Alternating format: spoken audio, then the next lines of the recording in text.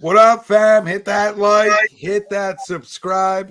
The Eagles are 9-1. This is Agree to Disagree, and we're going to go over the Eagles being 9-1. We'll go over the Eagles-Chiefs game. We'll go through everything that happened. We'll give you our players of the game, and we'll give you our crumb of the week, all coming up. Let's go. What's up, my family? Listen, first-time listener, or you've been here the whole damn time. Hit that like, hit that subscribe, giddy up, let's go, no notes. That's my baby. That's my baby. We're going at it at 110%. I just want 5 minutes of happiness, please. Just give me 5 minutes. And they scored! They did it! What the hell was that? Oh, yeah! What the f*** are you talking about? Welcome in, everybody. This is Agree to Disagree, only on A2D Radio.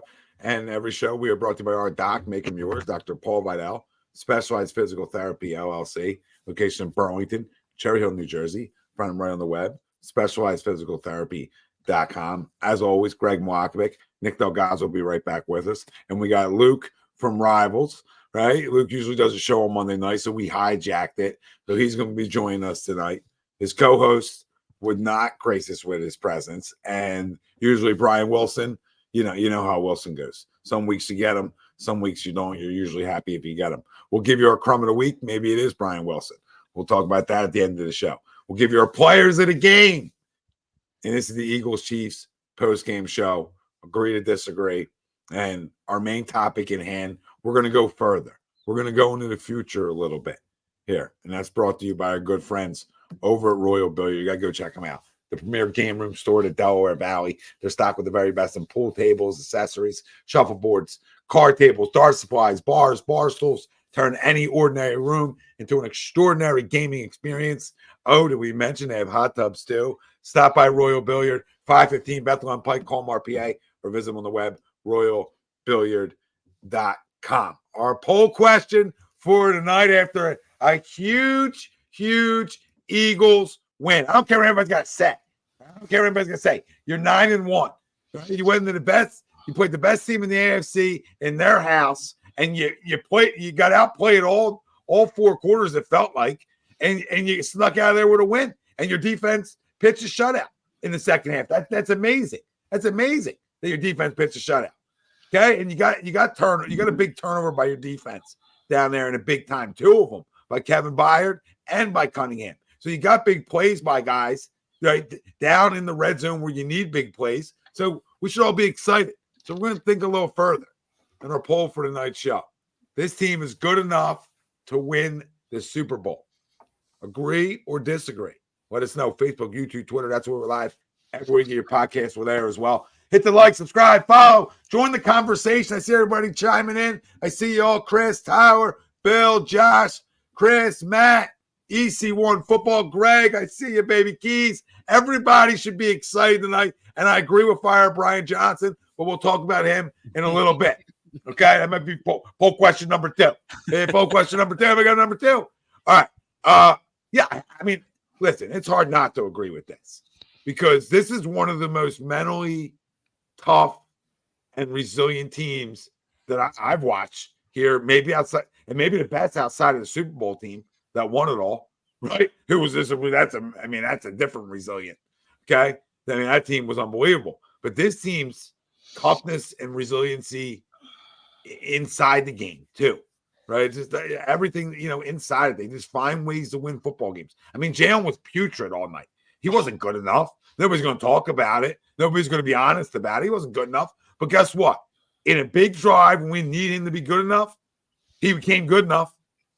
He became good enough. We need that drive. He became good enough. Okay, there's things you want to clean up, but listen, this team's built to win a Super Bowl. I mean, let's be honest. They were in one last year. Okay, they just played the team they beat. They beat us, and we beat them. Not that that matters, but it matters when you're trying to stack yourself up. Okay, against them, definitely matters. So why are they not good enough? Why? Because they don't look great doing it sometimes. All right, you guys give a shit if we won a Super Bowl playing like this tonight? Greg, are you going to be coming mopey? You going to be mopey Greg? You going to be mopey Greg? Don't get the flight to Broad, Greg. Don't get the flight to Broad because you ain't welcome. All right, stay down there in Florida. So no, I mean, listen, they are good enough to win the Super Bowl. I mean, shit, you look around the league. There's good teams out there.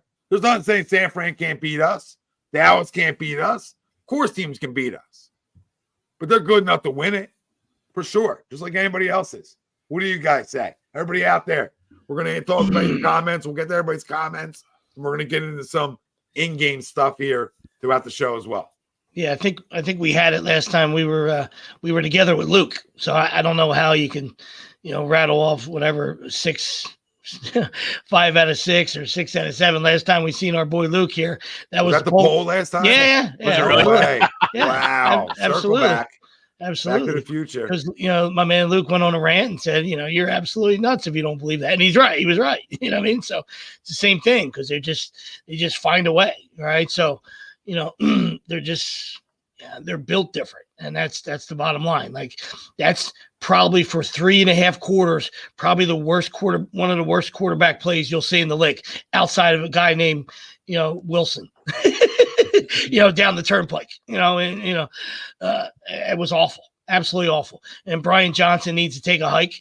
I mean, it was bubble screen university. 4 out of 6. Bubble screen. 4 out of 6 sweeps. 4 out of 6. University. I mean, that's what Iowa does. Turn on the Big Ten, watch Iowa. That's what 4 out of 6. 4 out of 6. When you're anemic on offense, that's the kind of shit you do. So that was, it was 3.5 quarters of, just absolute, horrific, offensive football. So, like you said, they put together one drive, one drive when they needed it. And that was, that's what it was all about. He missed a lot of guys wide open again. I know, we said, he's progressing and he's getting better, but he's a playmaker. That's 100% sure. So I'm not going to kill the guy. The guy's a winner and he's a playmaker, and that's unwarranted, right? I still doubt, his ability to read a defense. He just misses too many. If it's not his first read, he just doesn't get back to it. You know what I mean? It's, so those 2 plays on that drive, 3rd and 5, that's a 1 read to Devontae, boom, good throw. We'll take it. Huge first down. And then and the deep ball is a 1 read. You know what I mean? So you're very rarely going to find him coming off, going through his progressions. And that's how the Chiefs dominated them in the first half. Getting 5 sacks because it's the best offensive line in football, and they were absolutely dominated. But like he was a statue in the first half. You know what I mean? He wasn't moving. He wasn't getting rid of the football. So. An incredible job by that defense in the second half. The Chiefs lead the league in drops, but hey, that's nobody's problem. That's our own problem. You know what I mean? So that's and it is what it is. That sounds like a Chiefs problem. Now, the only thing I think becomes a little bit of broken record, and I'll turn it over to you guys, is Jalen said it again. I know Kelce said it before again. I know, you guys, we've talked about it before in past shows. They're 9-1. They still haven't played their best football. I think we can put that away. It's 10 weeks in. Let's knock that off. They're a winning football team, and they find ways, okay? But they're not good enough on defense. Now, I agree to the poll. Of course they can win the Super Bowl. They're not good enough on defense. Their linebackers and their secondary stink, right? And that should have been addressed, all right? And that's where – but – they're still fine. Like I said, they're still finding ways. So like you alluded to, all right, the linebacker makes a play, causes a fumble. Baird makes a play in the red zone. So 2 huge red zone plays. But, you see there on the back end right there, Roby's he's 10 yards behind Scanlon right there. That's just, so you just hope that doesn't, come back to bite them in the playoffs. It hasn't yet. That's how you get to be a 9-1 football team. So you don't want to rain on anybody's parade. But I think, I think defensively, that's who they are. I think Sweat and Reddick were absolute monsters tonight. And the defensive line, I think the defensive tackles were non-existent. I don't think there was any pressure. I don't think they got any push. I think if it wasn't for those 2 guys, those 2 guys were awesome tonight. Right? Well, Milton Williams is the only guy that had an impact up front tonight. Outside of Fletch, a play or 2. Greg, Luke, what do you guys say?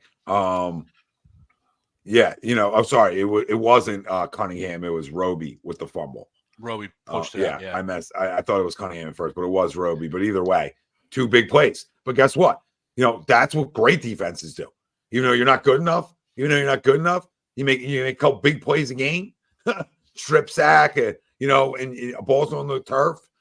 That's how you win. No, I mean, yeah, hell, yeah, you know, absolutely. I don't care what like- your eyes tell you. If you find, the end of the day, it's about winning football games. So, Yeah. the eyes can tell you one thing. I'm just, I think we all have eyes. We all can see it. You know what I mean? But they're making plays at times, and that's why it's a winning organization. And the people that are haters and can't stand it, it eats them up. It eats them alive. You know what I mean? Because they're just like, wow, how did they win that game? Yeah, It's a 'cause winning, they're it's a tough.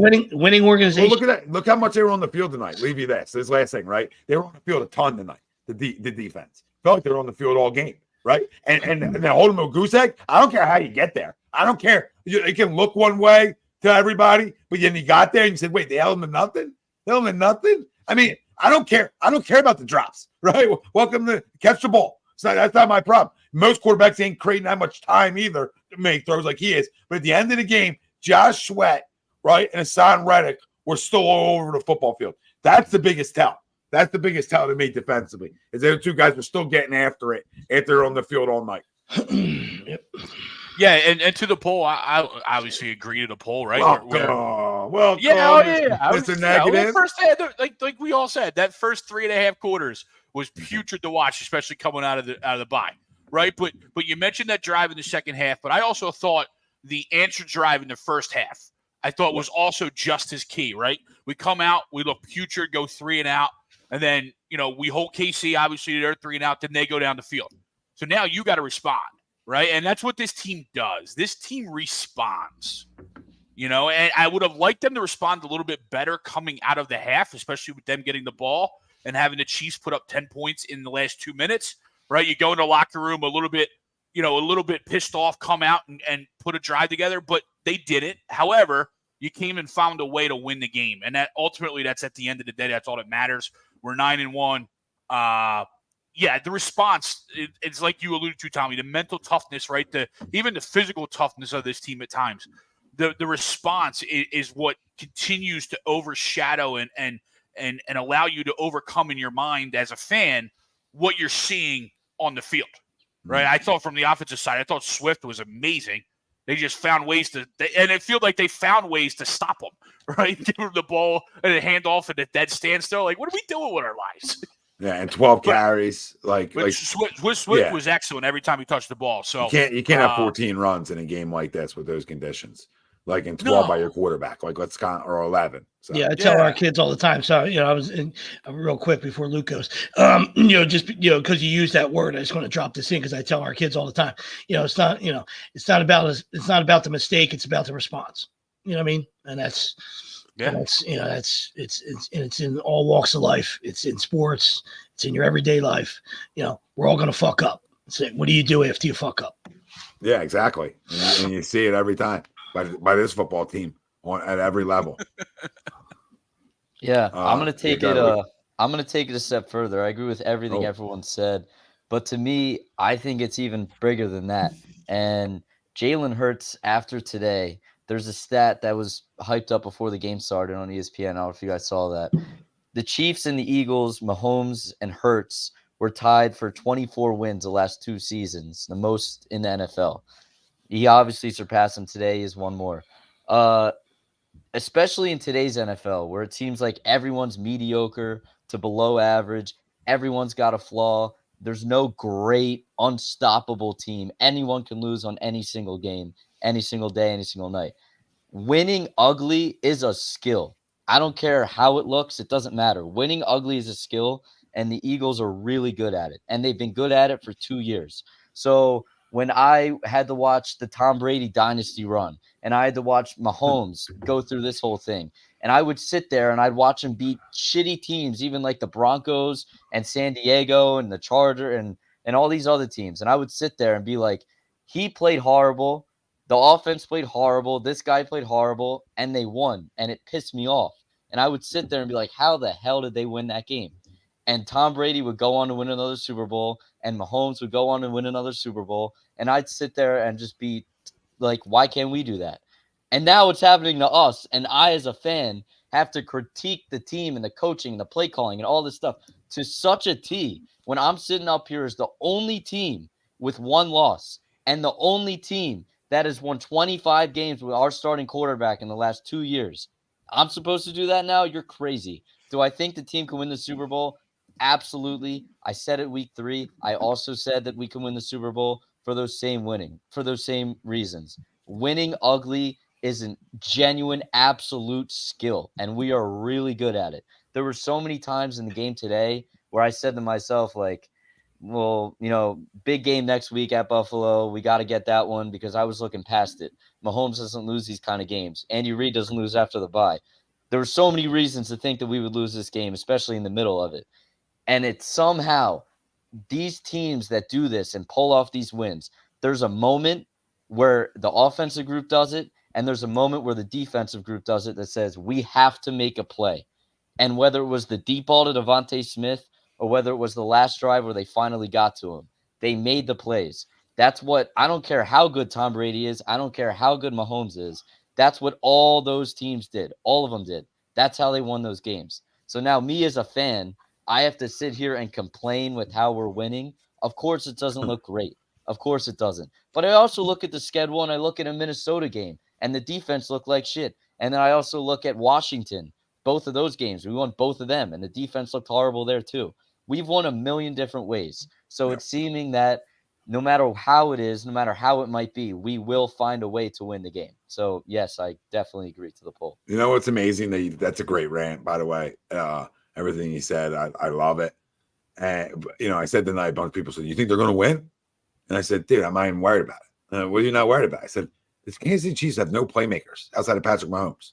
Like, it's hard to win in this league against a damn good team coming into your building. It is hard to win like that. And example A tonight, right? It's hard to win when you don't have, outside of your tight end who's older now, all right, and didn't help you either. Outside of your tight end, you don't have a guy. You just need one. You just need one half a dude. You need a Juju. Dude. Like where's Juju? Somebody call Juju, right? I mean, you have nobody. Yeah, you have that's nobody. the guy. I mean, Watson is. And I'm not, taking a shot at the Ivy League. That's a University of Penn guy. He's a 6th, 7th receiver, if he's even on a roster. He's like their third guy. I mean, he was there. Pat was all over him tonight. and again, he's had his luxury, and it just shows you how great he is, right? Because he'll put ball in guys' hands, they still won't catch it. Yeah. But at the end of the day, I wasn't worried. I wasn't worried because I know how good we are. It might not look great. There's weeks we look great. There's weeks we look like shit. And at the end of the day, we're still sitting here 9-1. So I've been through misery here. I you know what I mean? I've been through it. So I'm not mad about winning, right? I'm not mad about how it looks. I don't get upset about that anymore. I'll have concerns, right? You have concerns about, like to clean this up. Like for my quarterback to not look like he was a rookie. Right? Playing in the Ivy League. I mean, that's Ivy League passes sweeps, right? Playing, that's 4 out of 6 plays. So we talk about Brian Johnson. I mean, Brian Johnson needs to wake up, okay? Because you're talking about a dogfight tonight, and you smell it's a dogfight. You smell it's a dogfight. If the dogfight says, hello, we're in a rainy dogfight tonight, and you're really not going to try to really establish the run, you're gonna sprinkle it in or however many it was outside of Jalen, and then you're going to design QB run it. Like, design QB run it down to 10. You don't design QB run it from your own 20, and and he slides for a 2-yard loss. Like, come on, Brian. And then we're gonna throw bubble screen city, like wide receiver quick screens all day, 4 out of 6 times. That's a joke. Okay. I like it like twice. Then you pull defense up like 2 out of 3 times, because then you try to get guys to come up a little bit more, right? And then you got to play after it. Get that So I don't mind it. Yeah, I don't mind it 2 out of 3 times, but you really sat there, right, and looked around and said, you know what? We're an NFL team. We're going to run this 4 out of 6 times. That's my issue with Brian Johnson. I already know that Jalen has some concerns reading defenses, not trusting, staying in the pocket still. It's still something that he's trying to overcome. We'll see if he totally does it. But at the end of the day, like Sweet said, he's a playmaker. He's a goddamn winner. I'm not going to sit here and complain about him.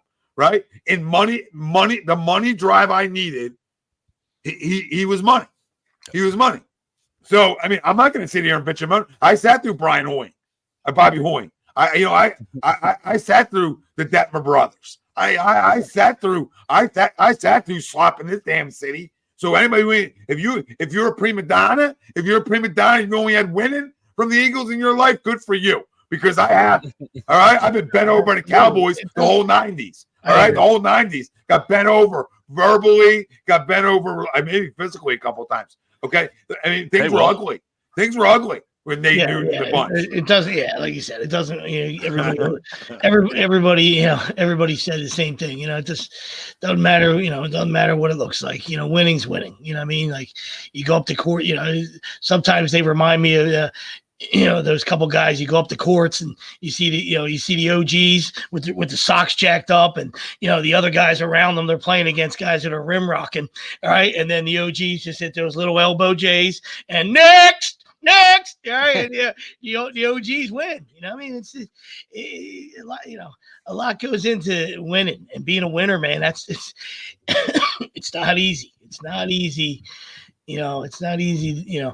There's plenty of guys that are in the top 75 and top players of all time that just don't win. They don't win, and we know it's a team sport, but the Eagles won a game tonight when A.J. Brown had 1 catch for 8 yards.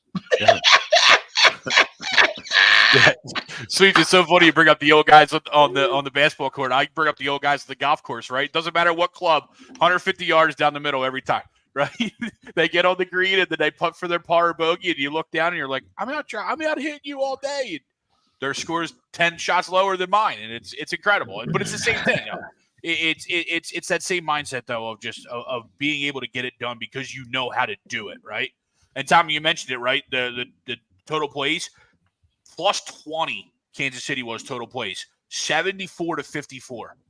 Rushing first downs for the Eagles. More. It did feel like more. Because you also look at the time of possession, 32 to about 28. That felt like a lot more, too. Like, it almost felt like 35 to 26 or 25, right? You know what I mean? But those two major stats are like from the box score jump out. And as a game, as we kind of all talked about, didn't look good, right? A game you shouldn't have won, right? When you look at those numbers, you can usually tell who wins the game from them, except for when we needed to make a play, we did. Well, 2 turnovers to 1. There's your difference, right? Yeah. At one point we had like 155 yards of total offense, and then we ended up getting to 238. But yeah, I mean, not the cleanest game, but like you said, we made plays when we had to. Yeah, because he looked slow, except for there's obviously a couple other plays, but the touchdown run by Jalen, like he looked fine there, and then there was other times like he looked like he was running in quicksand. Yeah. You know what I mean? Yeah, it's weird. Maybe it's like I don't know. We don't know what's bothering them. But what's your guys? And one of you guys can go first. But what's your biggest takeaway? What are you taking away from this game?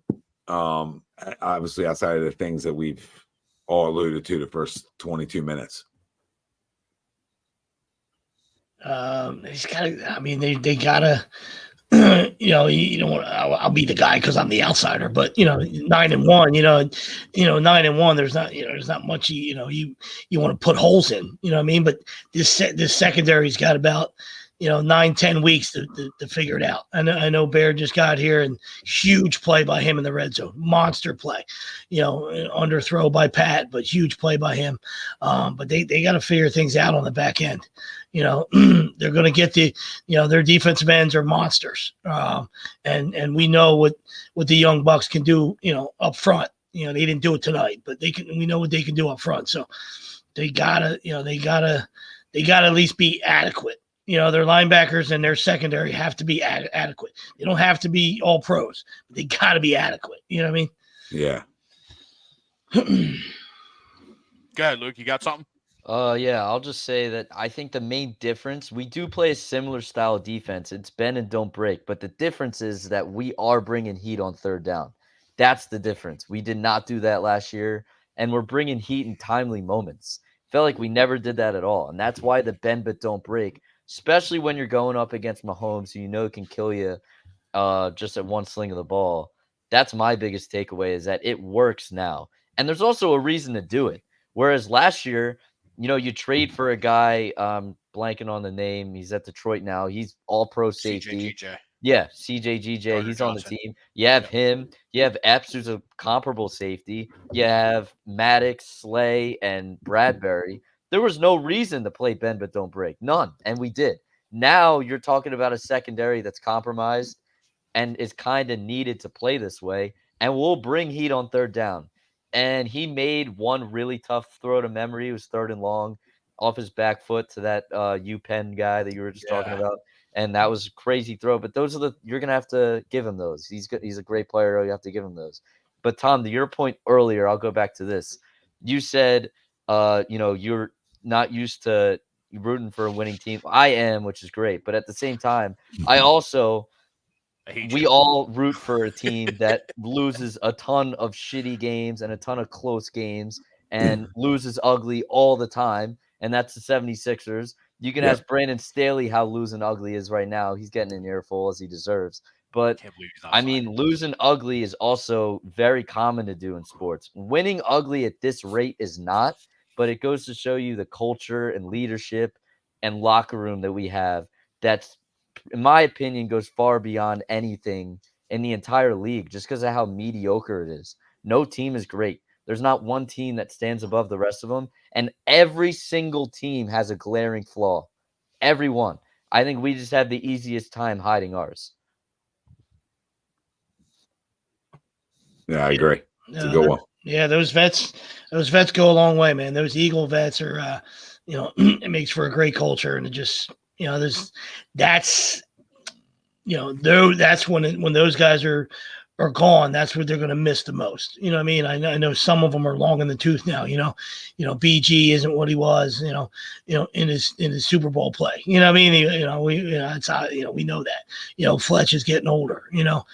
Kelce, Kelce looks like he's 25. You know what I mean? I hope he plays for another 10 years, but I understand his body's probably broken and he wants to play with his kids, and I get that. But that kind of veteran leadership is going to be, we don't have to talk about it now, but when it's time for those guys to step away, that's where you're going to miss the most. You know what I mean? Like, you can find guys that might be more talented because they get old. These guys are older, but you can't replace the leadership and the toughness, those guys bring.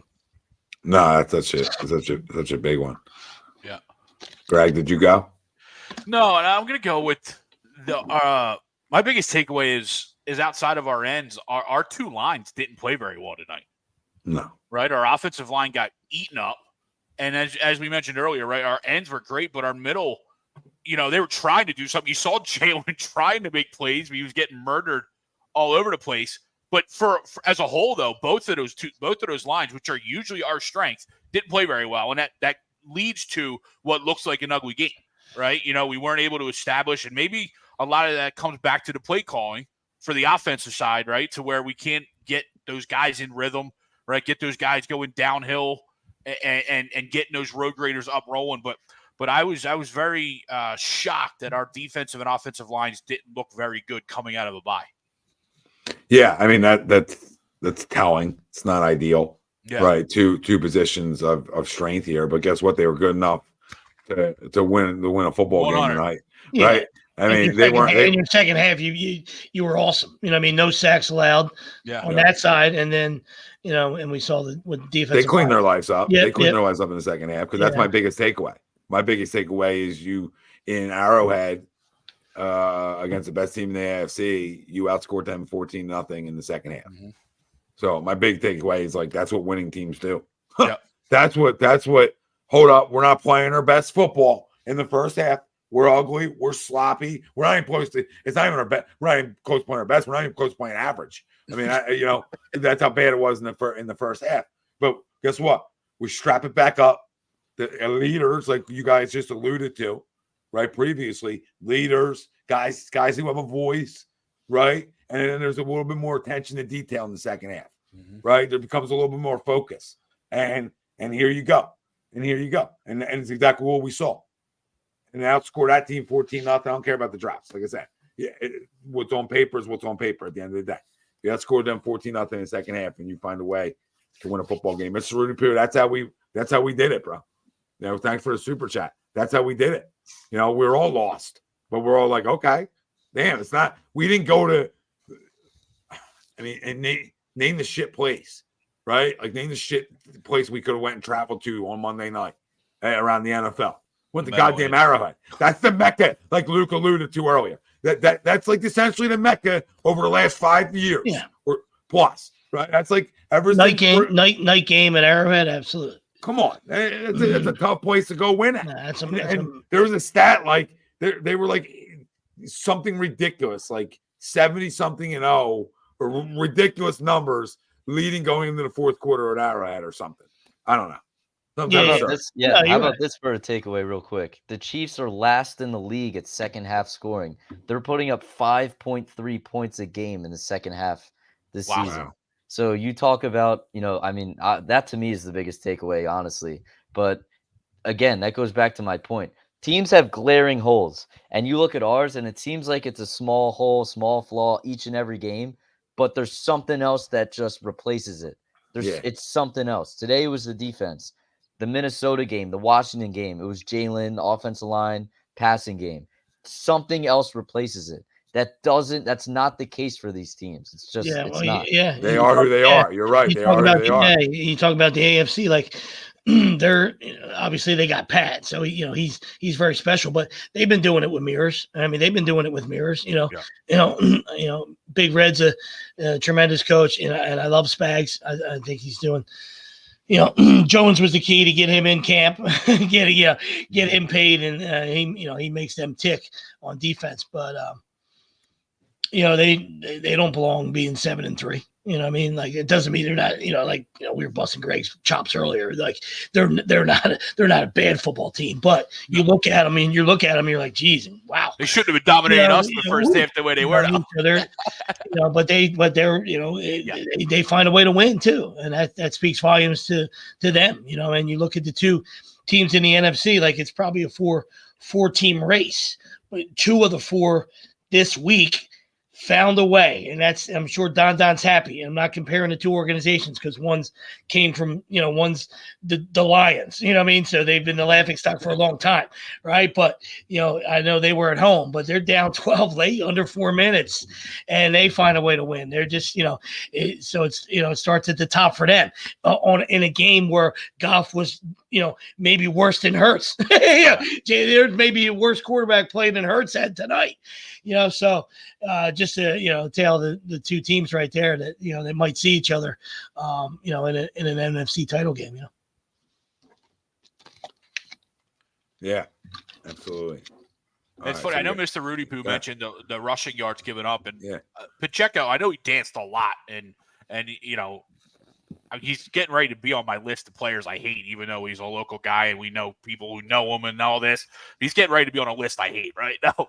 But he had a 25-yard run early in the game, but he still was under 100 yards, right? You know what I mean? So, like, he did a lot of dancing, made a lot of short first down runs, but he didn't, outside of that run, didn't gash us too bad. But he averaged 5 a pop, Greg. I mean, with that run. Yeah, absolutely. 100%.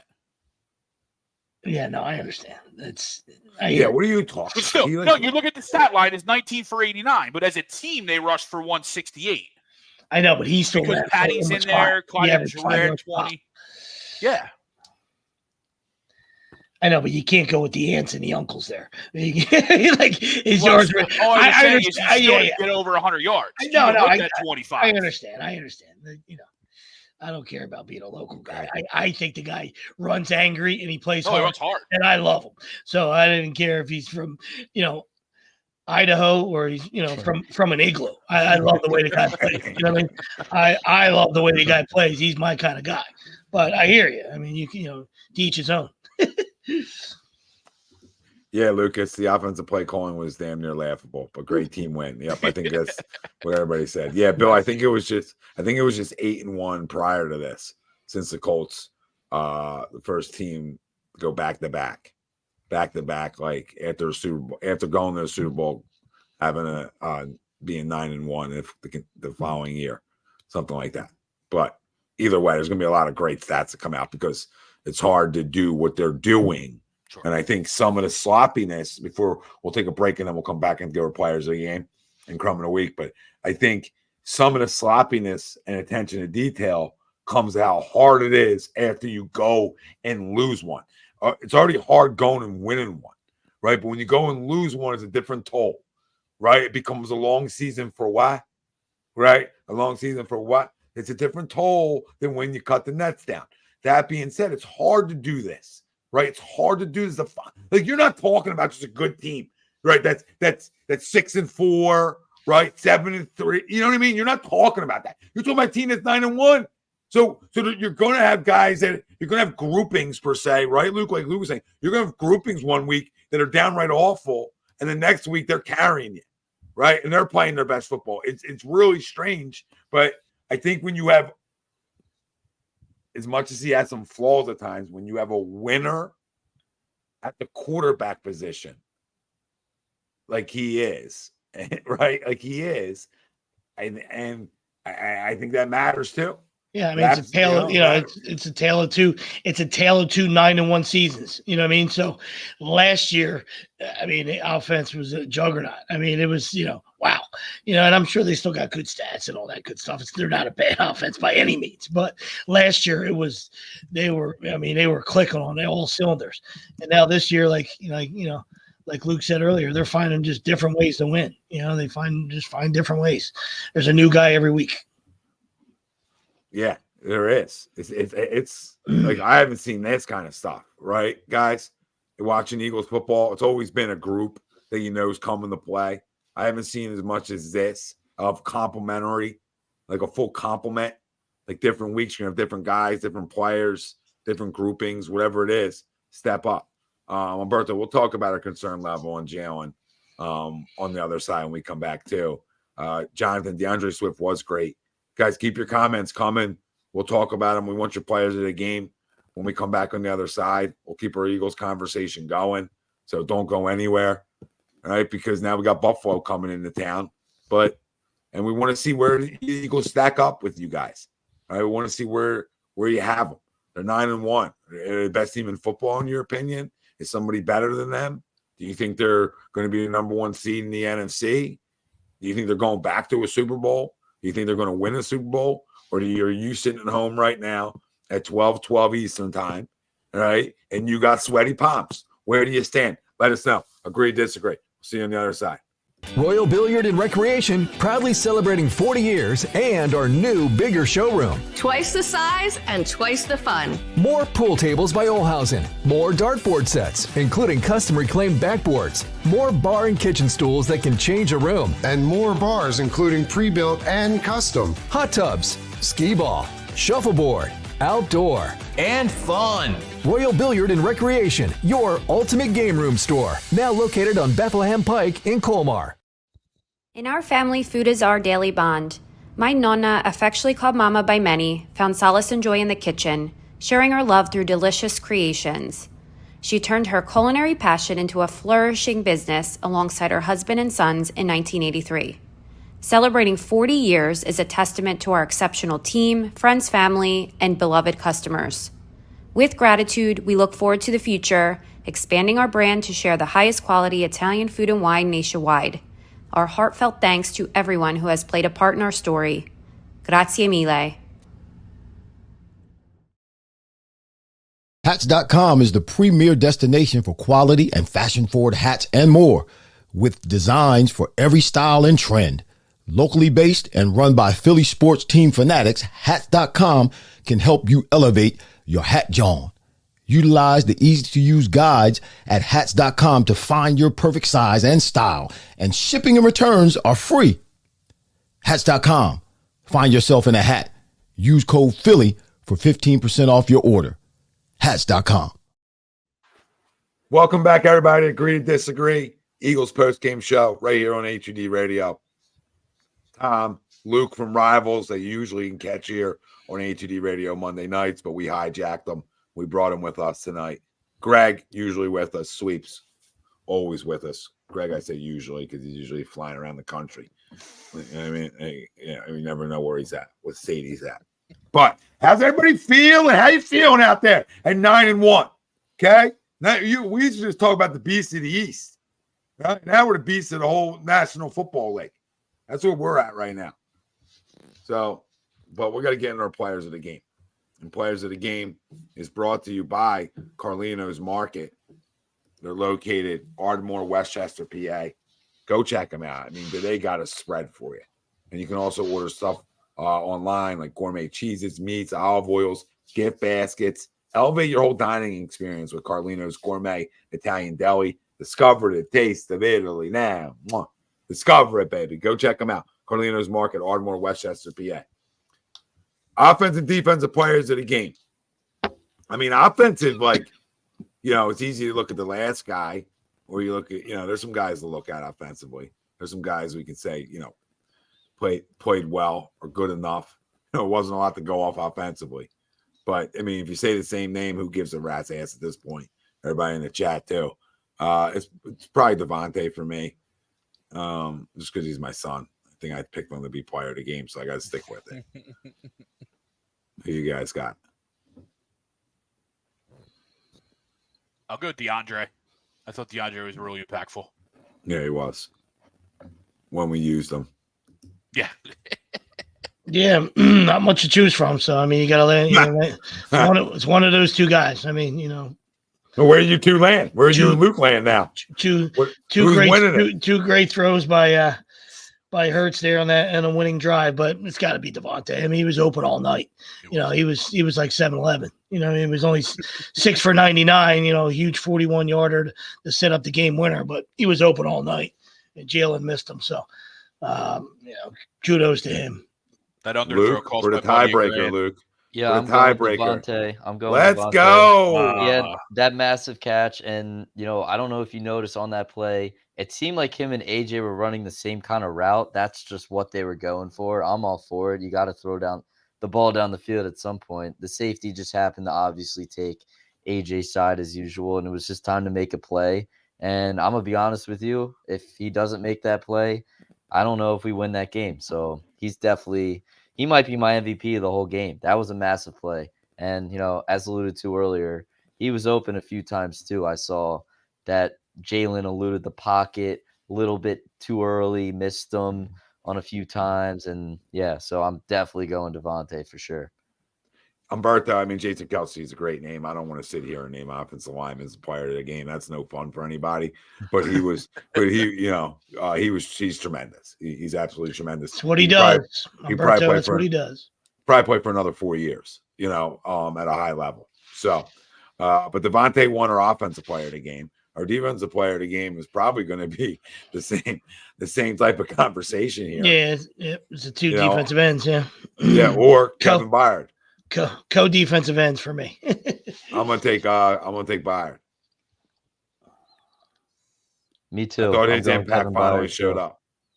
I'm going with Kevin Byard too. No one on our roster would have made that play that he made before we made the trade. That's all him. And stopping Kelce, it seems easy because it seems like it's going to go to him every time.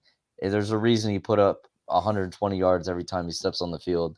And he didn't tonight. I'm going with Byard for sure. Yeah, Byard was really good tonight. I think his impact was this is the first time of us really seeing it, especially after a bye. He's been here about a month now. You start to get comfortable, right? Just human being wise too. You get comfortable wherever you're staying. There's little things, but he's a tremendous football player. Oh, we knew we were getting a doggy too, because that's what he is. And he's a Mike Vrabel type guy. I'm sure Vrabel didn't like losing him. He was one of the leaders of that defense. But listen, we'll take him. And I think he showed us that help with the tight end, where it was a big concern here in Philadelphia for a while, where we'd never been able to cover the tight end. Way better job tonight, obviously.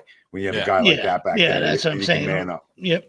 Don't take anything away from him. He was fantastic, and that's a great point. He did blow that touchdown coverage. So. I think Hollywood. Yeah, absolutely. Well, he can't get through there. I mean, I think Hollywood. Everybody was in man. He lost his man. Yeah, he didn't run with him. But he didn't run with him. It is. He released him like it was his own, but everybody was in man. Oh, what? You're talking about the first touchdown. First touchdown. To UPenn. To UPenn. UPenn. No, to Watson. Watson, UPenn. Oh, I don't. You left him wide open. You were probably driving. Or in a cage. I might have just been getting home. I think I missed the first one, but whatever. Definitely. Yeah, listen, definitely. No, he played great though. He played great. No, I'm glad he made up for. I'm glad he made up for it. Yeah. I'll go Reddick. Okay, so we have a split. Reddick. We have a split essentially between the D ends and Kevin Byard. So, what the family out there decide.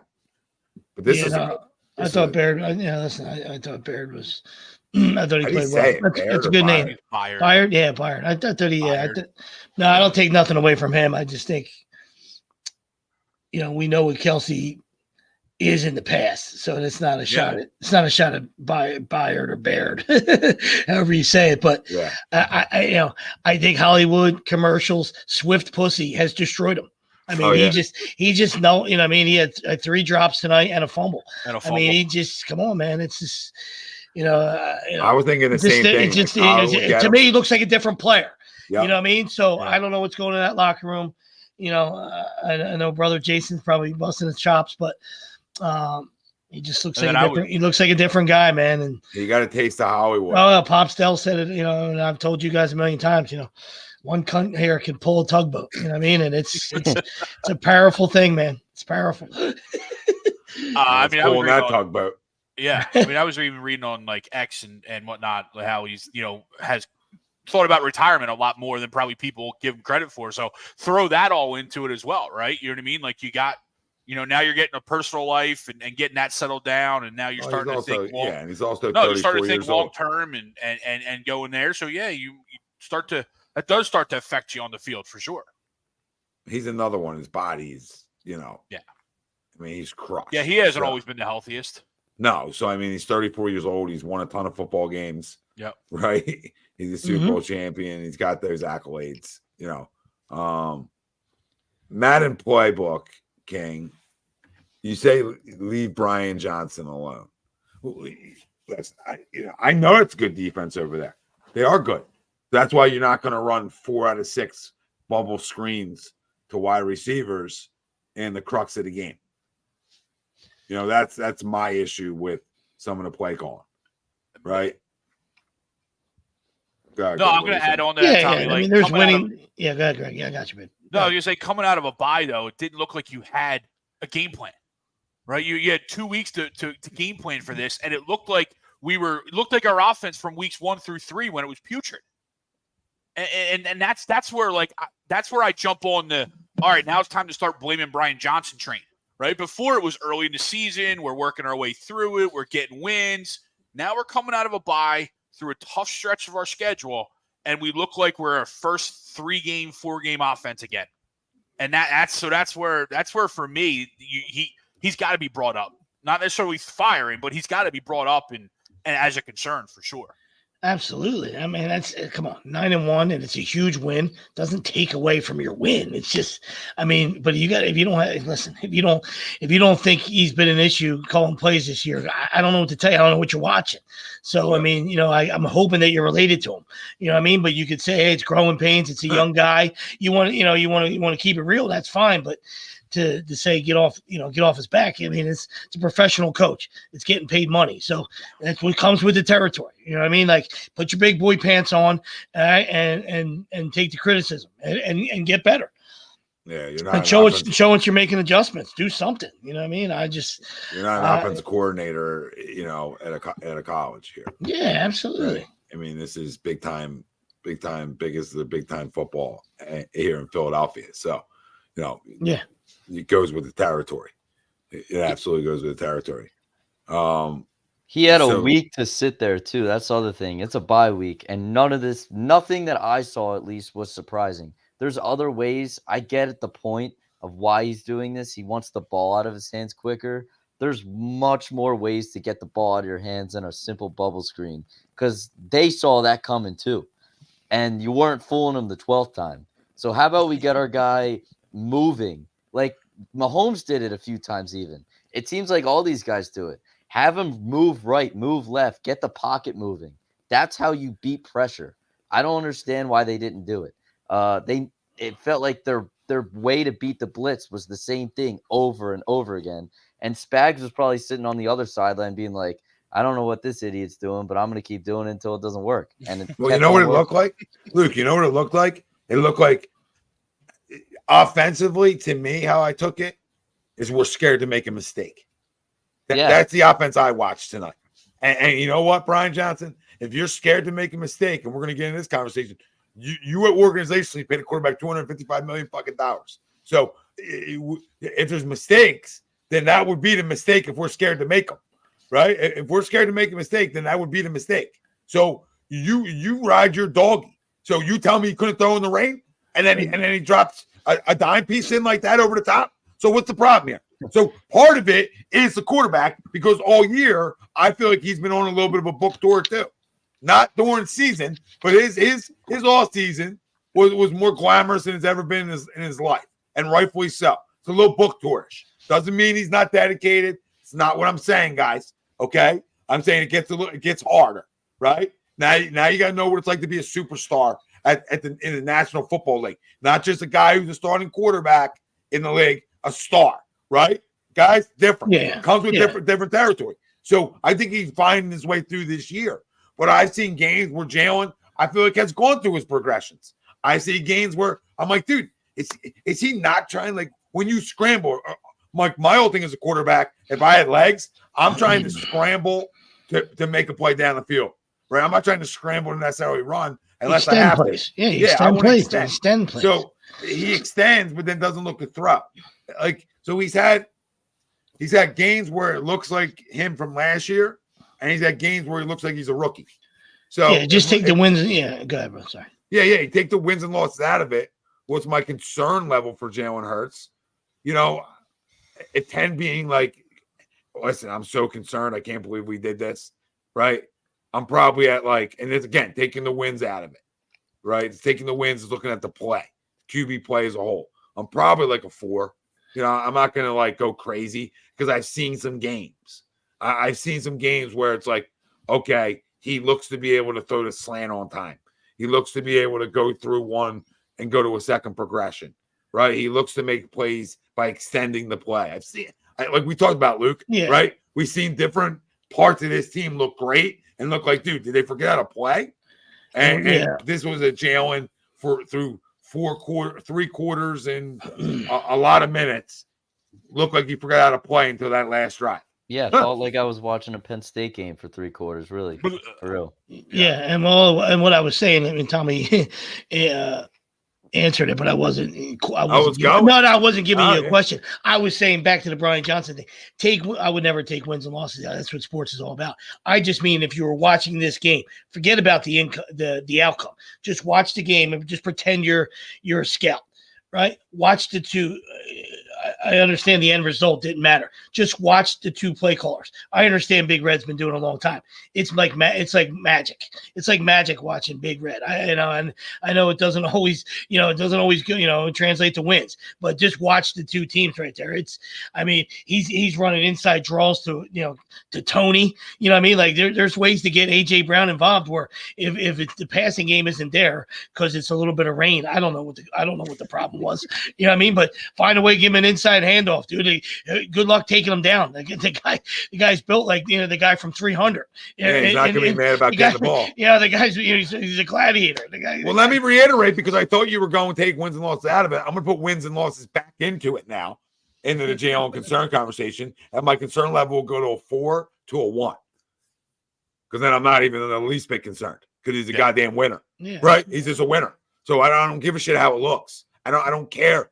Tom Brady, like Luke said, Tom Brady didn't look the greatest every time he was winning. And Greg, who's got posters above his bed and socks under his bed filled with little Gregs, okay, would be the first to tell you it wasn't always the prettiest. But in money time, like we talk about in the NBA, in money time, those last 4 minutes of an NBA game, you turn it on to show somebody who's never watched a sport before and say, find me the best players. And 99% of the time, they're gonna be the best players. Same thing in the NFL.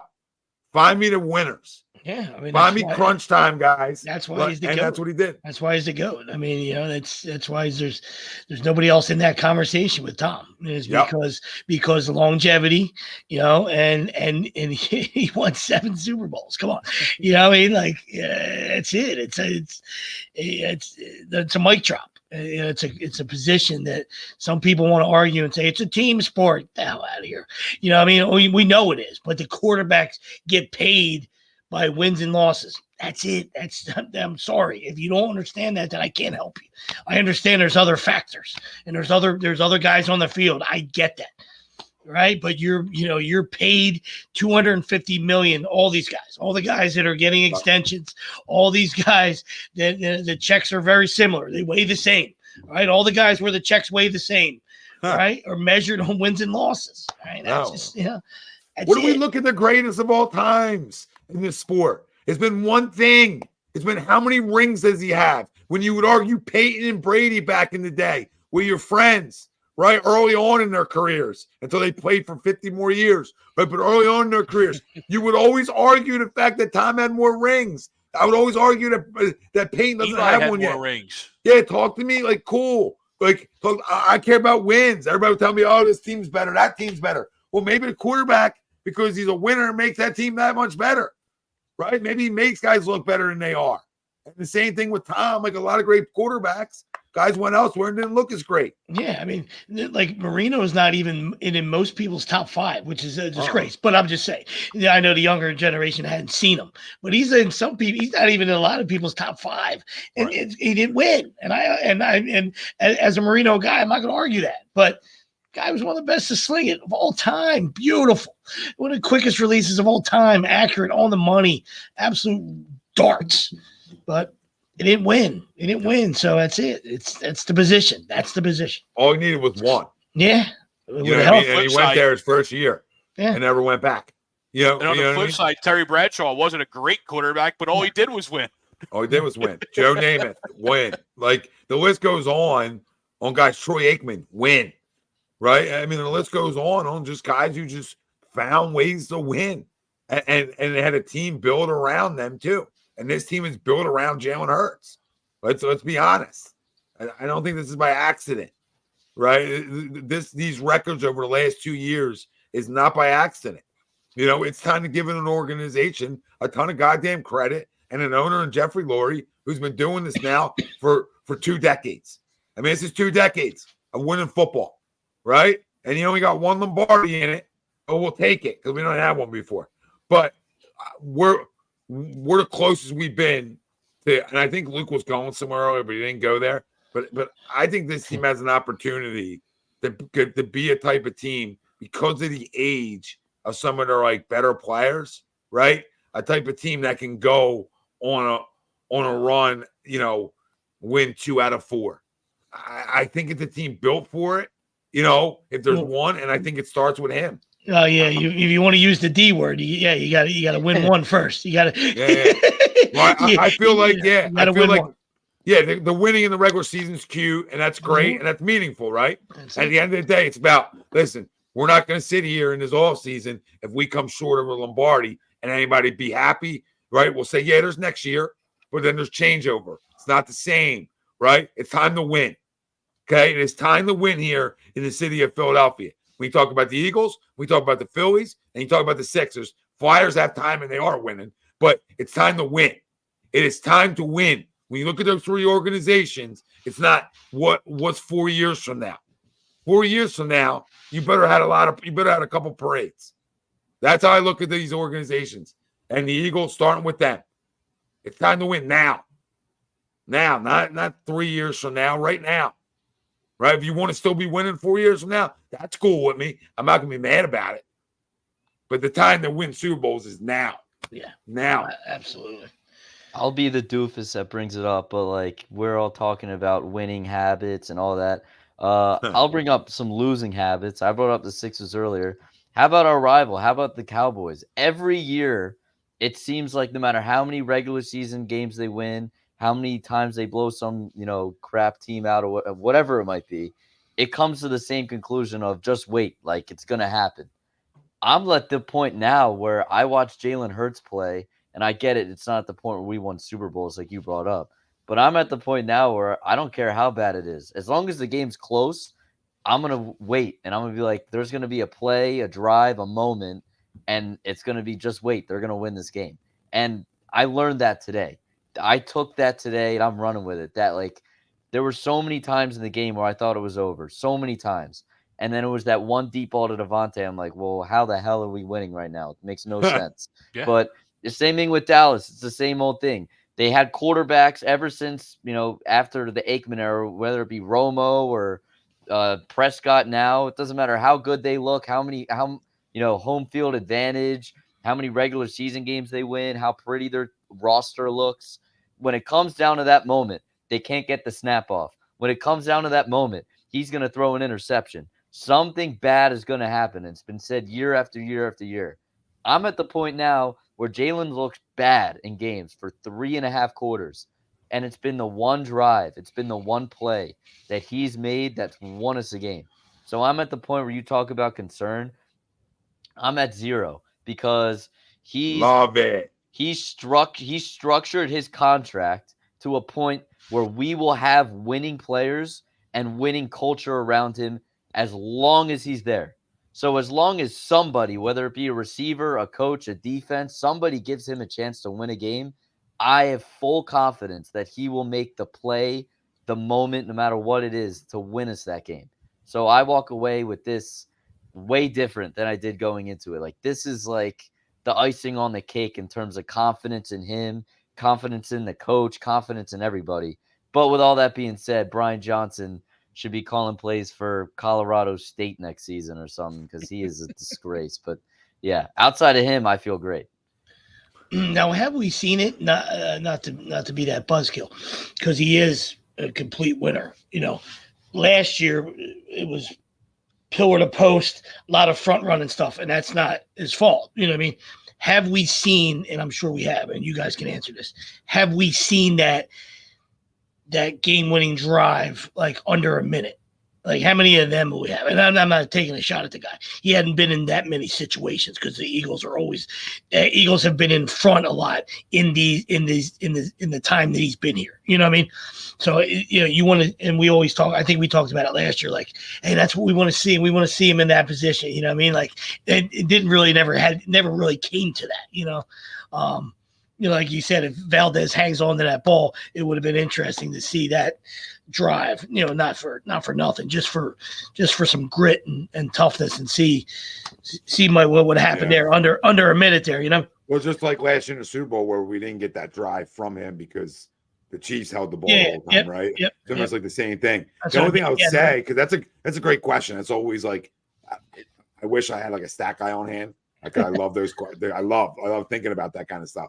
I would say he has a lot of drives that tell you the story on it a little bit, right? Because that's a different drive, but he's had a lot of drives, like Greg said, first half, they go down 7-0, bang, drive, right? Tonight, they're down, bang, need a drive, got one. He's, might not be under a minute, right? Like that, which I would love to see, because that would be just the last nail in the coffin of that. Yeah, I was just gonna say, like, if any, both like before both halves. You know what I mean? It's like, as much as a winner he has, I think if that ever comes into the resume or the holster, then it's an absolute kill shot. You know what I mean? Like, I don't know how many before the half drives, 2-minute drives before the half, or at the end of the game. You know what I mean? And like I said, not a lot of that's his fault.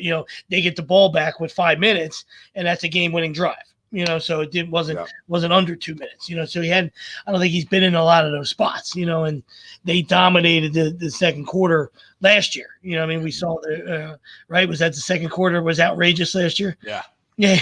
Second or third. Yeah. It wasn't, maybe both. There wasn't too many, before the half stuff, No, but I mean, listen, he's been consistent on one thing. And he's probably the most consistent player in this city on one thing. And that's winning. Mm-hmm. He's the most consistent winner I freaking seen. So in a sport where I've yelled and screamed about everybody follows what the stars do, everybody follows who drives the fancy cars, who's got the fake titties next to him. Everybody follows. Let me make that clear again to the people out there. Let it be known. There's leaders on teams, but the leaders are the stars. And people follow their act, the way they go about their business. That needs to be understood.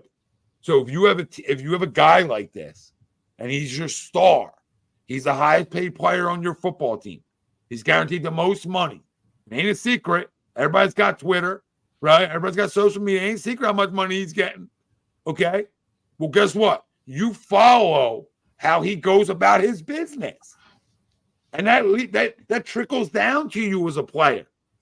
when you're around guys as much as these guys are. The winning trickles. And credit to Howie Roseman again, because all we've done, on top of having winners already in the building that were well respected, is he's brought more in. Winners. That's all he's done. Guys who just figure out ways to win football games. Grinders, tough son of a bitches. That's all this team's filled with. And it all starts with the leader. Come on, boys. You know we've all played enough sports. We know the greats don't have to say a word. The greats, Chase Utley didn't say a word in this city. Probably sort of an asshole, to be honest with you. But he didn't say a word. But that asshole trickled, right? Like what the greats do when Carson was at the height of his career here in 2017 before the injury, what was talked about the whole time?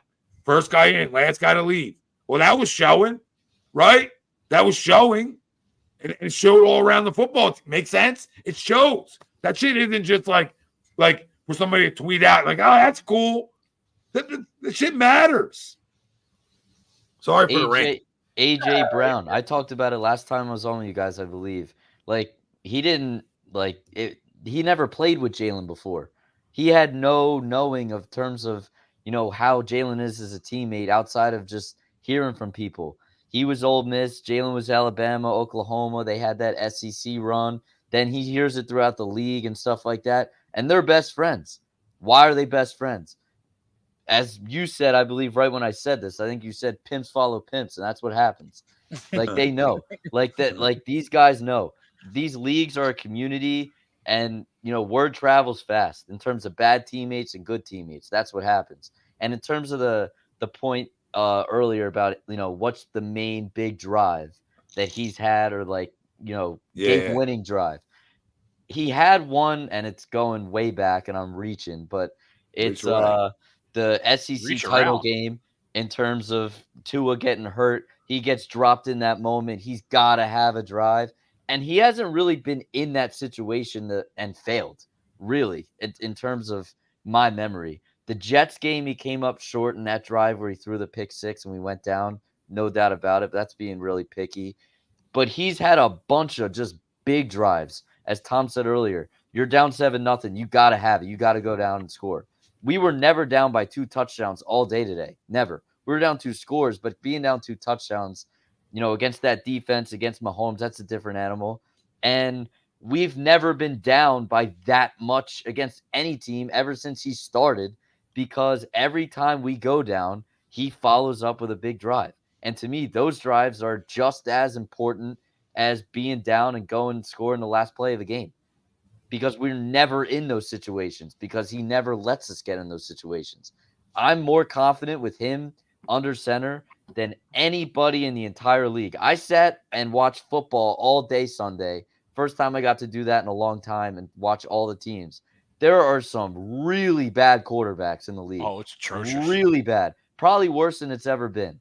So if you want to talk about a confidence in terms of what I have in our guy, there's no one that's won as many games as he has in the last 2 years. There's nobody in the entire league. I don't care who you say is better than him. That's a different discussion. In terms of confidence, I'm at an absolute 12. Nobody I'd rather have under center than him. Can't. Yeah. No, listen, how do you argue that? Can't. Like, anybody out there that would argue that, I think you're just like, this isn't a bias. This isn't Eagles bias. Like, if you put a gun to my head, a hypothetical one, of course, right? And you throw it to my skull, right? And you put the lie detectors on me, right? It's going to tell that I'm not lying. This is the best team in football, and it starts with him. It's been for the last 2 years. Ever since he's played, we've been the best team.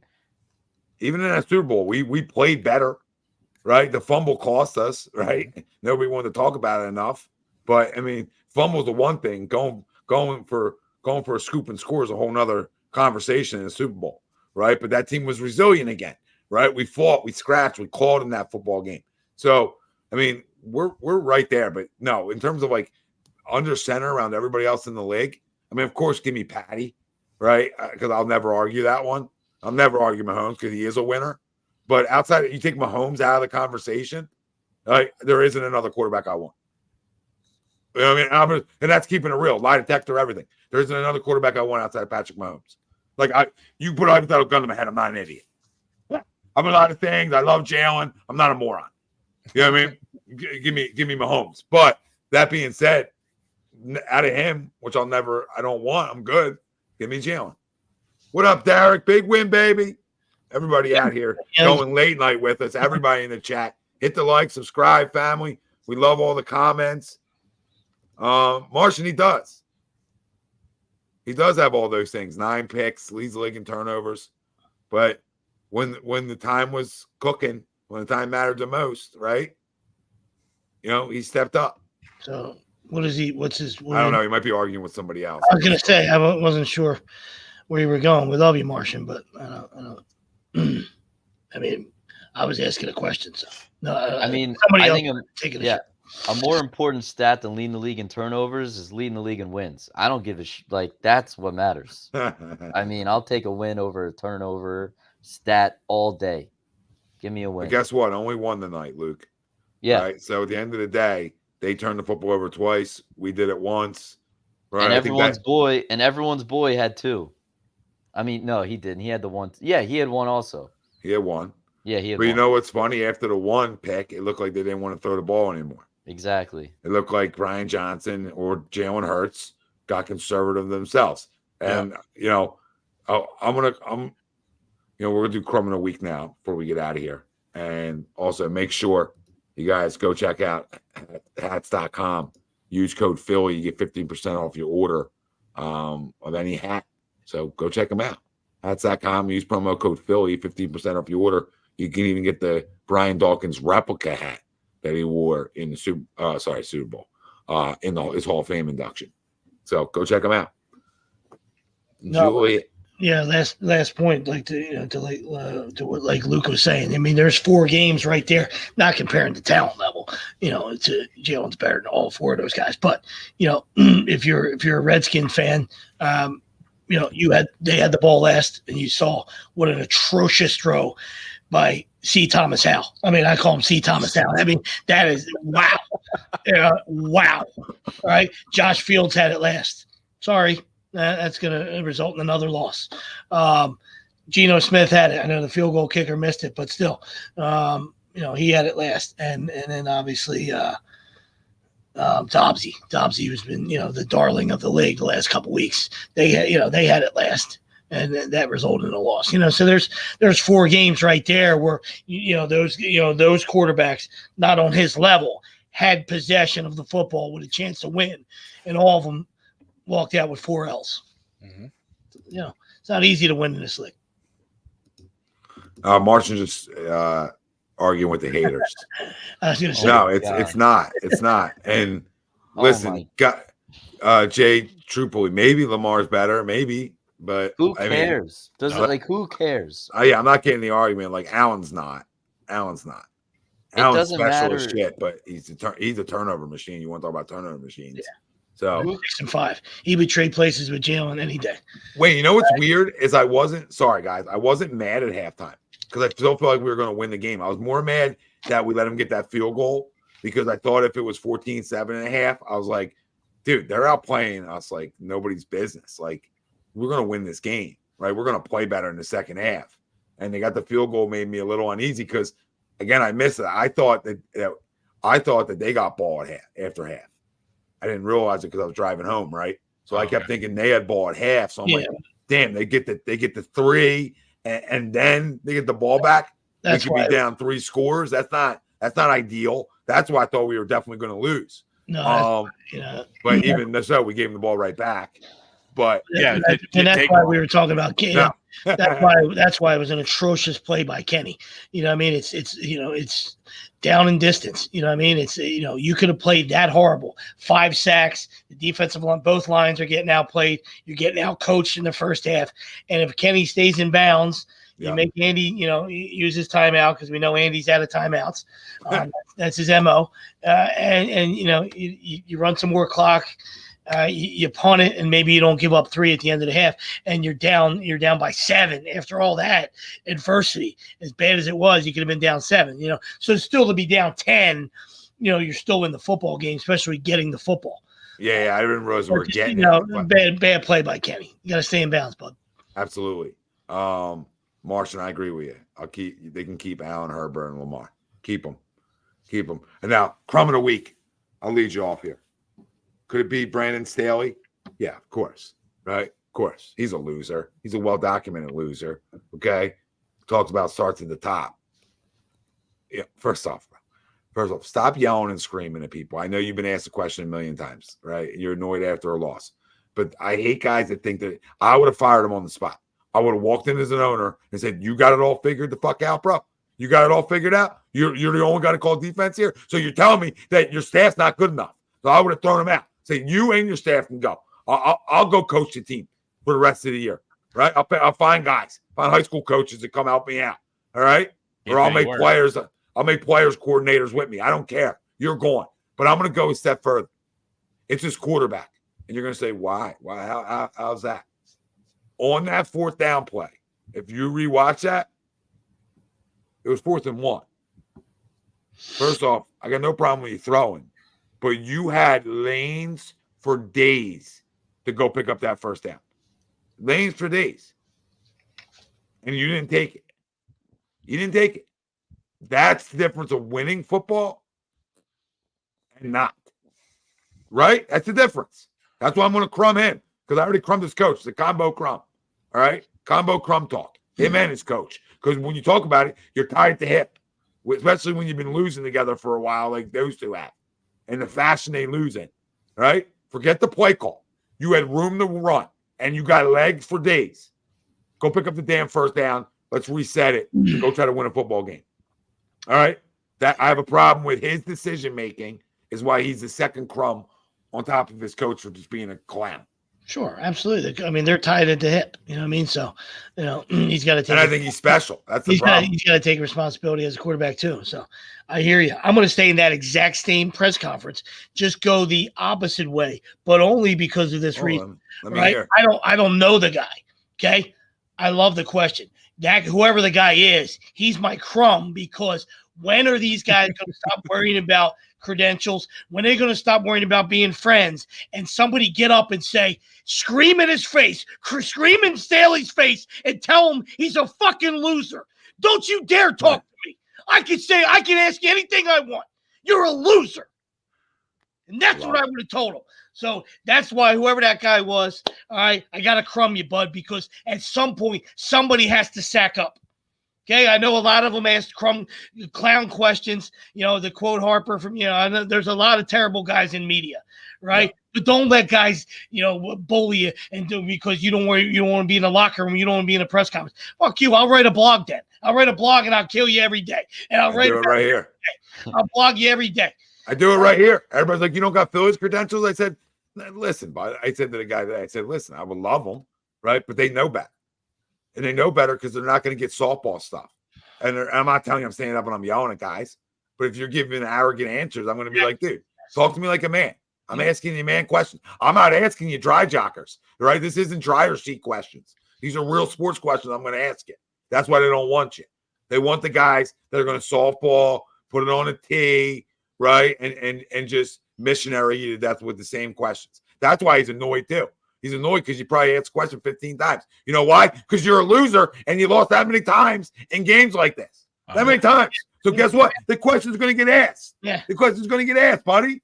I can't believe you have a job. That's what I want to do. Like, you're not going to clown me, and then I'm not going to. You don't think I'm going to respond and clown you? I mean, it's going to be great for ESPN because I'm. Yeah, you take me right out of there. What do I care about?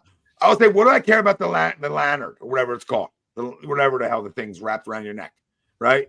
I don't care about that and the little plastic thing that you slap together for me. Because again, I can go do A2D and I can just smoke guys from afar.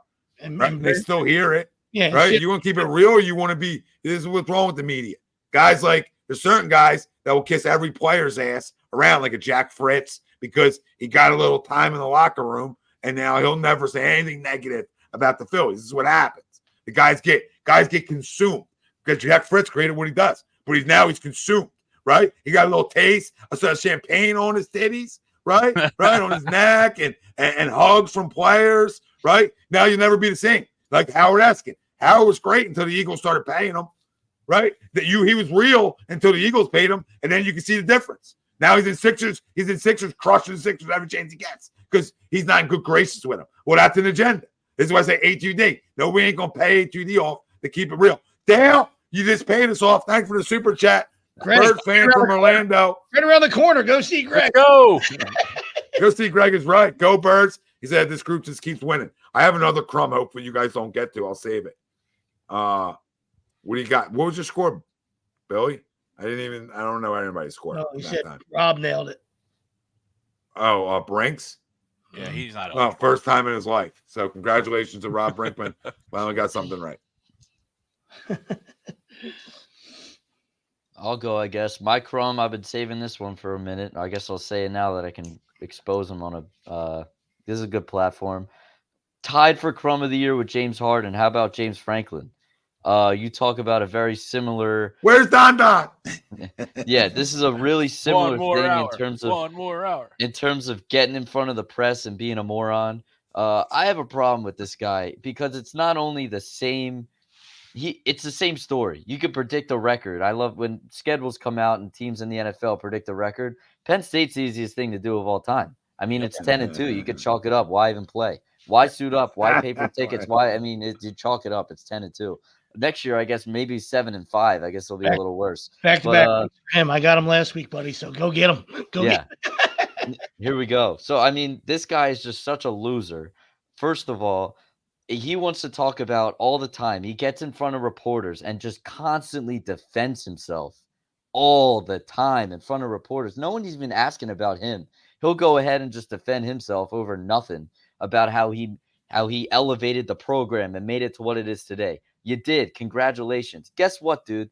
When you get $90 million like Nick Saban does around that, like Sweeney and Ryan Day and Harbaugh and all these other guys you're competing with, expectations are a whole lot different. And I have a problem when you lose to the same teams. Not only that, you lose the same way. Every single time you looked inept on the offensive side of the ball. And you bring in this 5-star quarterback who all these fans think stinks. I don't think he stinks at all. Do I think he stinks? I don't know. Do I think he's good? I have no fucking idea. But any shot this guy at being a first-round pick went completely out of the window. I go to Penn State when he put on the cap and said, I'm committing to Penn State, because that idiot coach has no business coaching a Power 5 school. Go to, Colorado State or wherever the hell else you want to go. He can team up with Brian Johnson. He'll be the head coach, and Brian Johnson will call plays at Colorado State next season. What a joke. What a joke. Drew Allard, and if you want a shot at a pro career, transfer, go somewhere else, because this is what nobody talks about anymore because time's gone on. There was a time back in the day where James Franklin had Will Levis, who's currently, I don't care how good he is in the NFL, he's starting on an NFL team. Yeah. And Sean Clifford in the same locker room. And he chose Sean Clifford. And Will Levis transferred, and he was the backup, transferred, and went to Kentucky. That should tell you all you need to know in terms of what this guy knows about coaching, developing, improving, or anything. And I'm going to use this platform right now. If you're a Penn State fan like I am, let's not buy tickets. Let's empty the stadium. And for this guy to have the nerve to lose against Michigan and Ohio State and go on your Twitter, which you shouldn't even have in the first place, which is a joke, and say, oh, it's Rutgers week. Let's go. 107K strong. What a loser. And then you expect me to blow you in the press room as a reporter, as previously said, when you beat Maryland? Screw you. You're a loser. Go. Yeah. If you want to, if you struggled to beat Rutgers.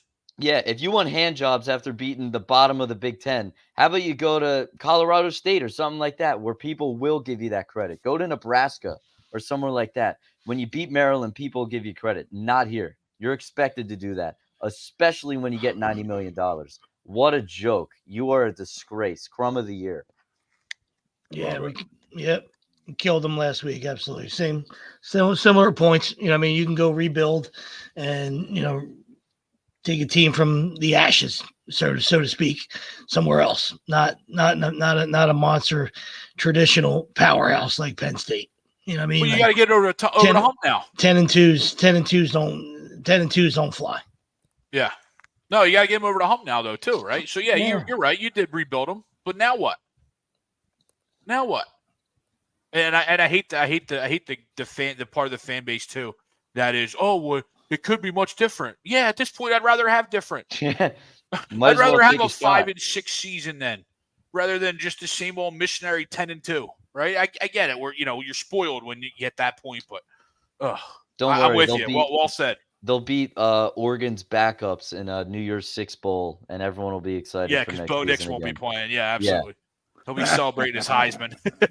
Yeah. No, I mean, listen, as a guy who looks from afar when it comes to Penn State, I get it, boys. I get the frustration. It's comical, and you never want your team to be comical. Yeah. Yeah. That's what real quick, Dale, have you ever been over to Wing Shack to watch an Eagles game over there? Not sure if you're new to Orlando or not, but the Wing Shack is an Eagles bar over here in Orlando. So if you haven't been, check it out.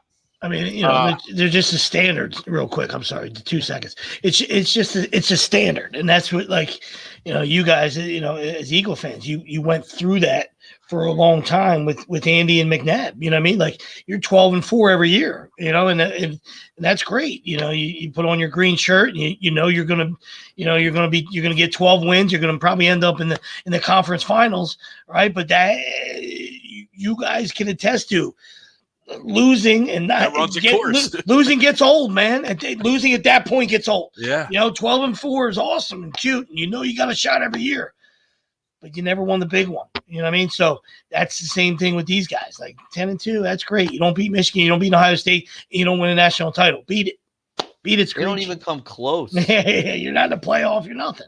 They don't even come close to beating either of those teams. No, not even close. It's a joke. And he's got a top 5 recruiting class every year. So. Every year. So, could sell a tank off a car lot. Could sell ketchup to a nun, right?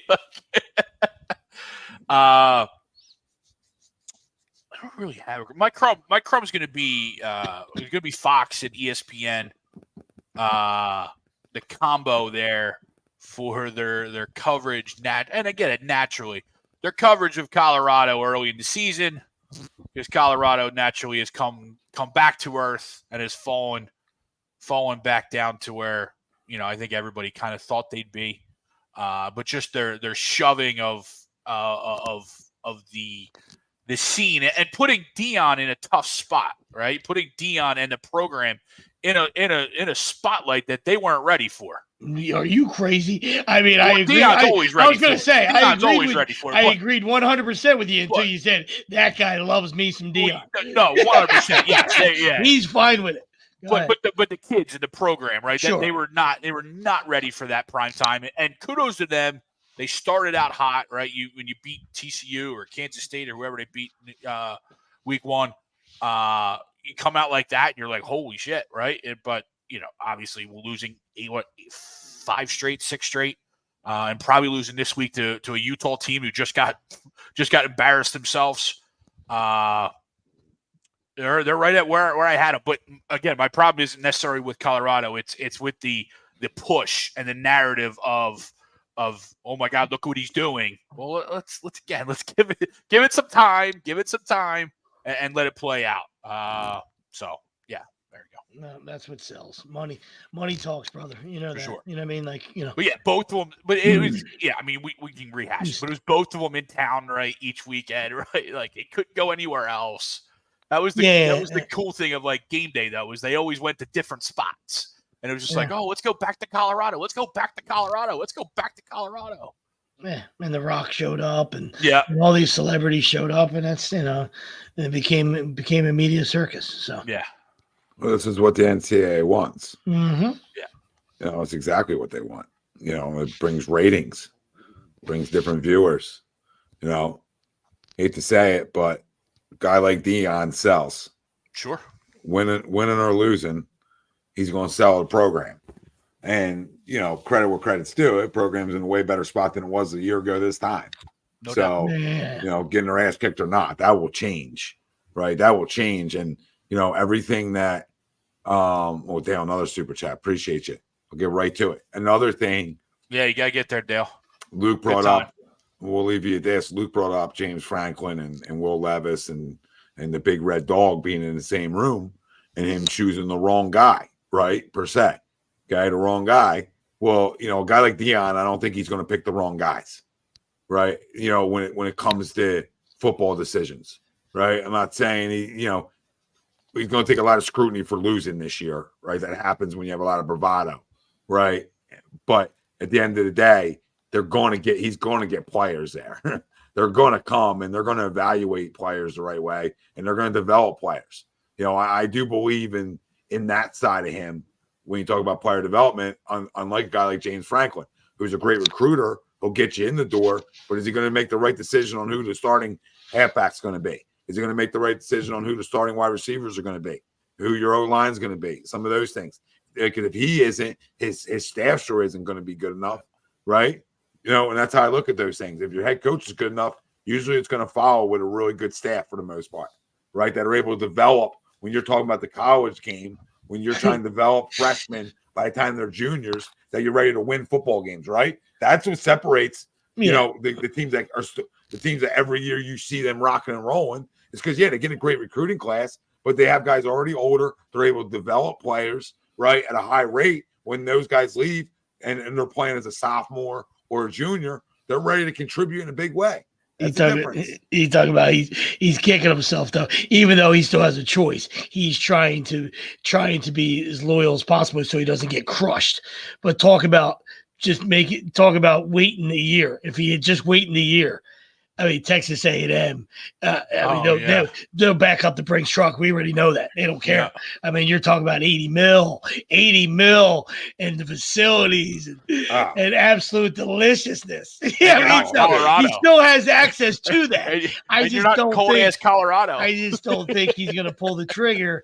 The son came with him. Hunter came with him. Now it's although everybody's got to pack up and go again. You know what I mean? And I think he would get crucified for it, but doesn't mean he's not going to do it. He's denying that it's going to happen. But I'm just saying, if he had waited a year, he's got to, wow. Well, there's a bunch of jobs that could be open too. Like you look at Clemson might be open. There's a bunch of jobs that potentially could be open. Yeah, well, Clemson's moronic if they get rid of him. Yeah, I agree. Exactly. Yeah. I agree. That program was. He gets on my nerves, absolutely. But he gets on my nerves too. Yeah. He's also a winner. You talk about a proven run of winning, and then you have one mediocre year, like the pitchforks are out.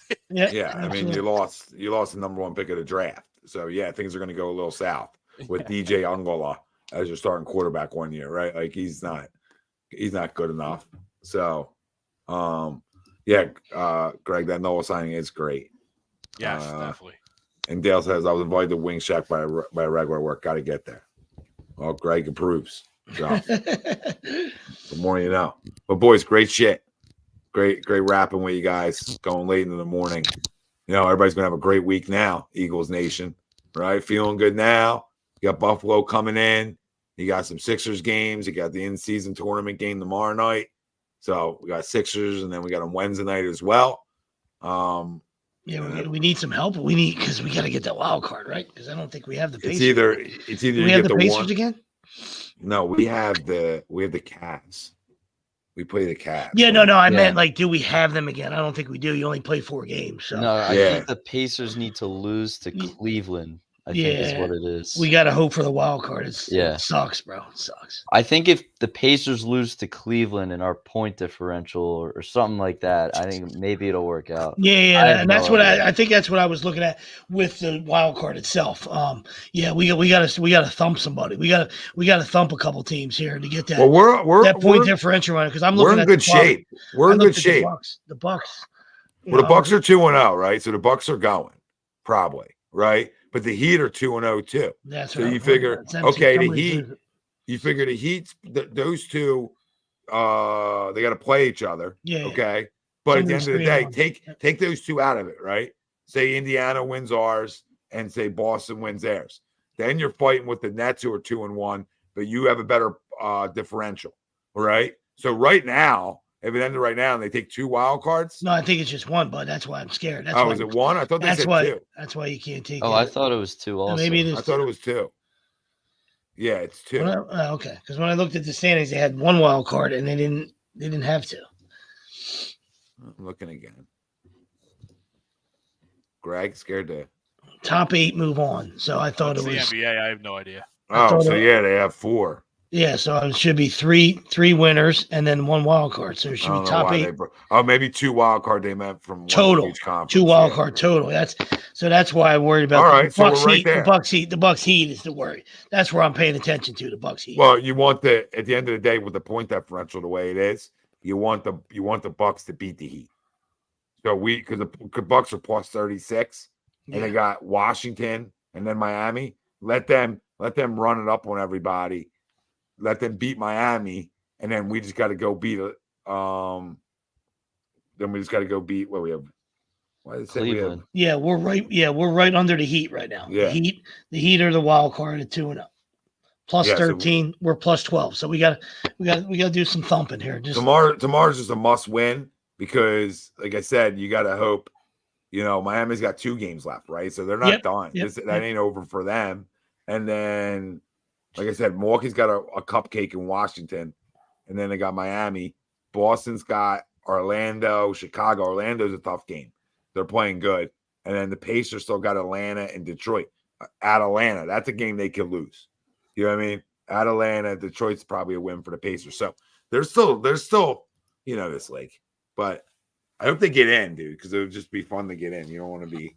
Yeah, I know. That's what I'm saying. Yeah, we're already out of something. Yeah. We were all chest up. We won 8 in a row. We're like, come on, let's go. And then that one loss. So I was like, man. Martian, we just start getting into shit. Yeah, buddy. This is time to go to bed. Everybody, we love you. The Eagles are 9-1. Feel good about yourselves. We'll see you this week. We'll all be on again at some point. So stay tuned. Hit your like, subscribe, follow, turn your alerts on. Do all those fun things. Been agree, disagree. Only on HUD Radio. We were brought to you by Royal Billiard. Go check them out. Okay, you can get all kinds of shit. I don't know why this shit. It's late. 515 Bethlehem Pike, call Mar PA, or visit them on the web, royalbilliard.com. You're going to love everything they have. And you got to go check out their showroom, too. It's the best in the business. We love you all. We're out.